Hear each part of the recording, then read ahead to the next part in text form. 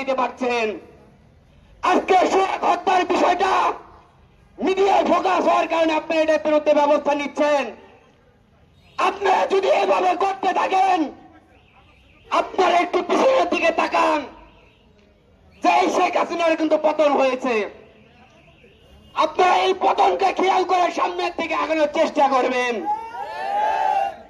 আমি আর একটি কথা বলতে চাই, শুধু এটা বিএনপির শুধু দোষ নয়, এই হত্যাকে আপনার এই সরকারকেও দায়ভার নিতে হবে। কারণ এই সরকারকে আমরা বসিয়েছি আমাদের রক্ত জীবনের বিনিময়ে। আমাদের রক্ত জীবন এই জন্য আমরা দেই না যে এখনো গুম খুন চাঁদাবাজ আমাদের দেখতে হবে। তাই সরকারকে হুঁশিয়ারি করে বলে দিতে চাই, এখনো সারা বাংলাদেশের ছাত্র সমাজ মরে যায় নাই। আপনারা এখনো সময় আছে, আপনারা বাংলাদেশকে নিয়ন্ত্রণ রাখার চেষ্টা করুন। আর যদি নিয়ন্ত্রণ না রাখতে পারেন তাহলে আপনারা দায়িত্ব ছেড়ে দিন। এই বলে আমি আমার কথা শেষ করছি।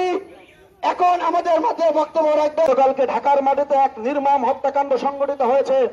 যে হত্যাকাণ্ডের বিবরণ দিতে গিয়ে এখনো বাংলাদেশ না সারা বিশ্বে শত শত মানুষের চোখে পানি চলে আসে।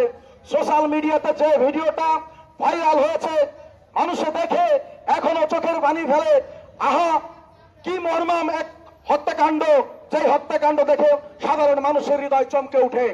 24 পরবর্তী বাংলায় এইভাবে যদি চলতে থাকে, মানুষের মানে প্রশ্ন জাগবে, তাহলে কি 5ই আগস্ট ওই স্বৈরাচারকে হটানোর পরে আমরা কি এমন বাংলাদেশ দেখার জন্যই কি আমরা এই দ্বিতীয় স্বাধীনতা এনেছিলাম? সাধারণ মানুষ আতঙ্কে থাকবে এমন স্বাধীনতা দেখার জন্যই কি আমরা 5ই আগস্ট স্বৈরাচারকে পতন করেছিলাম? এইরকম যদি চলতে থাকে বাংলার মাটিতে, তাহলে বাংলাদেশের নাম সারা বিশ্বের বুকে একটা কালির মতো অধ্যায় রচনা হবে। যেটা বর্তমান 5ই আগস্টের পরে ছাত্র জনতা গণ অভ্যুত্থানের পরে ছাত্র জনতা ততক্ষণ পর্যন্ত মাঠে রয়েছে, ততক্ষণ পর্যন্ত এই কালিমা বাংলাদেশের বুকে লাগতে দেবে না। ছাত্র জনতা জুলাই মাঠে ছিল, জুলাই চলে গিয়েছে, মাঝখানে 1টি বছর অতিক্রম হয়েছে, আবার জুলাই এসেছে, জুলাই রক্ত সংগঠিত হয়েছে, আবার জুলাই এসেছে, সেই জুলাই আবার রক্ত মাখা গন্ধ পাওয়া যাচ্ছে। এটা জুলাইয়ের পরবর্তী বাংলাদেশে ছাত্র জনতা চায় নাই।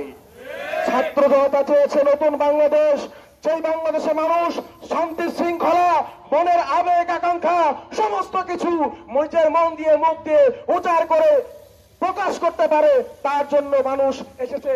কিন্তু এখন দেখতে পাচ্ছি চাঁদাবাজ, দখলবাজ, স্বৈরাচারের নিচেতে প্রভাবিত হয়েছে। চাঁদাবাজের ঠিকানা অন্তত 24 পরবর্তী বাংলায় আমরা এই বাংলাদেশে অন্তত চাঁদাবাজ, দখলদার, যারা স্বৈরাচার হওয়ার আবার চেষ্টা করছেন, তাদের স্থানে বাংলাদেশে হতে দেব না।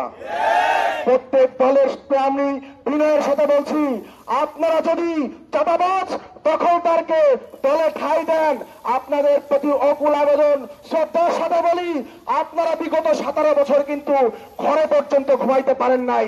আপনারা বিগত 17 বছর কিন্তু স্বামী সন্তান নিয়ে একটা রাতও সুন্দর মতো কাটাতে পারেন নাই। আপনারা কিন্তু একটা দিনও সুন্দর মতো রাস্তায় চলাফেরা করতে পারেন নাই। 24 পরবর্তী বাংলাদেশে যদি আপনারা আবারও চাঁদাবাজি করেন, আবারও দখলদারি করেন, আবারও খুন, হত্যা, রাহাজানির মতো সেই অন্যায় অপরাধ করে যান, আপনাদের মনে রাখতে হবে 24 পরবর্তী বাংলায় বিগত স্বৈরাচারের দিকে তাকান, তাদের যে অবস্থা হয়েছে, আপনাদের এই বাংলার জমিনে তার চেয়ে ভয়ঙ্কর অবস্থা হবে।